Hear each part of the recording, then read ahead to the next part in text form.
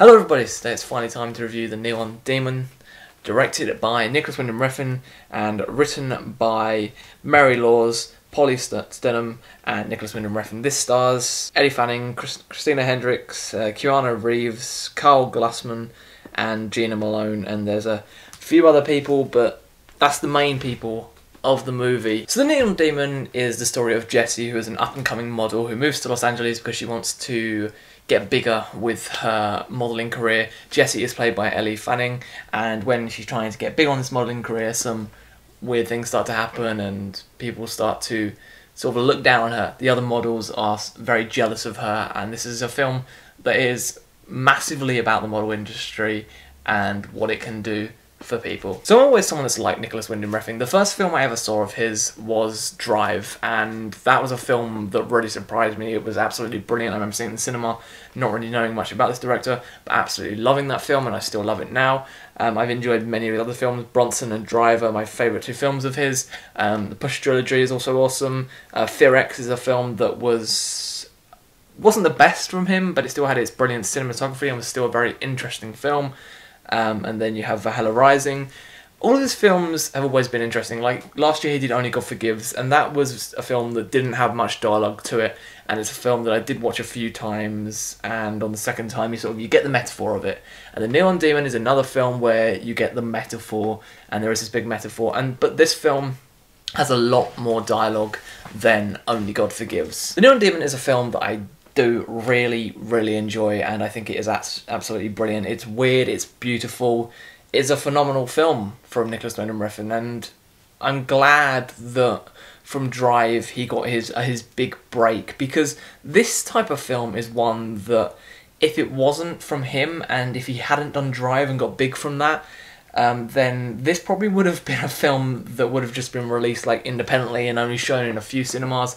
But to have it shown in all these big cinemas and have a big following and posters everywhere, it's crazy, because this is the type of film that it's got such disturbing moments, and it's shocking and like revolting at points, but it's stuff that I don't expect to see in mainstream cinema. And it's something that really does push the boundaries, and it's awesome to see it in mainstream cinema, because this is just such an out there film. It's very original, it's very creative, and Nicholas Winding Refn has a hell of a mind. There's some moments, some pacing issues. It is an hour and 58 minutes long, and there are some things that there's a moment where I would have liked the film to end, but then there is a moment where it sort of carries on and you're like, okay, this is the perfect ending. This film has beautiful cinematography. It's some of the best cinematography that I've seen in a long time, and Nicholas Winding Refn knows how to pick his colours and these really weird and obscure cinematography, and it really works for this film. This is a film that, like I said, a lot more dialogue this time.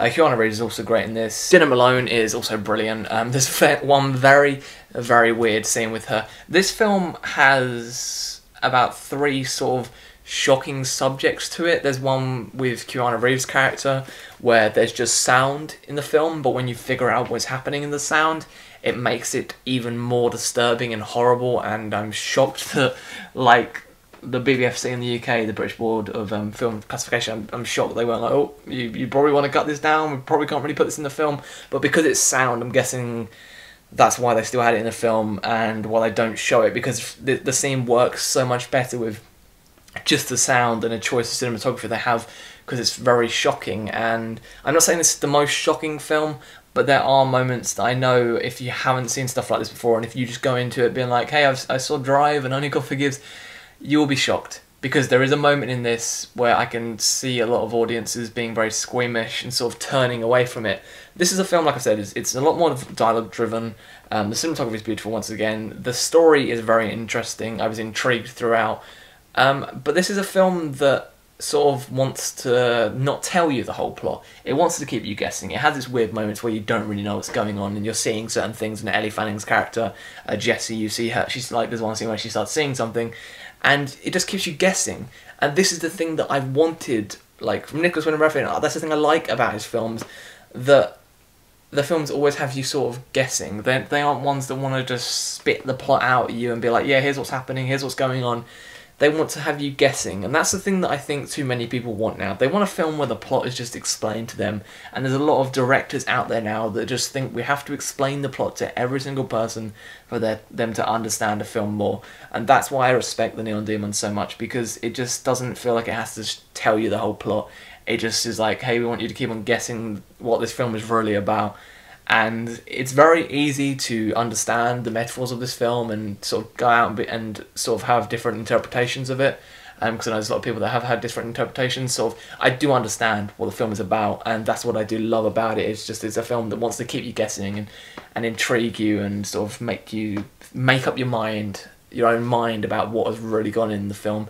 So the Neon Demon, like I said, some pacing issues. There is a few things that I don't like about it. There's a sort of little ending, like I would have liked it to end at a different point, but it still gets a 4 out of 5 for me, because it is like I've said, weird, beautiful, unique, very creative, and Nicholas Winding Refn, his mind is just he just has so much creativity to him, and it's brilliant, and I can't wait to see what he does next. The cinematography, beautiful, absolutely beautiful, and the soundtrack as well is just beautiful on the ears, and I love it.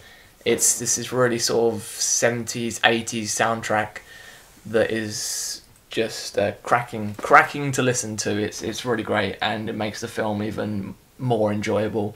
So that's my review of the Neon Demon. If you've seen the Neon Demon, send in the comments down below if you enjoyed it or whatever. What's the most disturbing film that you've seen in cinemas that was a film that got sort of released mainstream? Like for me, it was a sort of Maniac to get sort of a mainstream thing. Where that was quite disturbing, the newest thing for me. But I was going to say this is the most disturbing film, but this film does have a lot of disturbing moments. And what's your favourite Nicholas Winding Refn film if you're a fan of him, because I'm a fan of him and I'm very excited to see what he does next. So that's my review today. Thank you very much, and I'll see you all again very, very soon. Goodbye.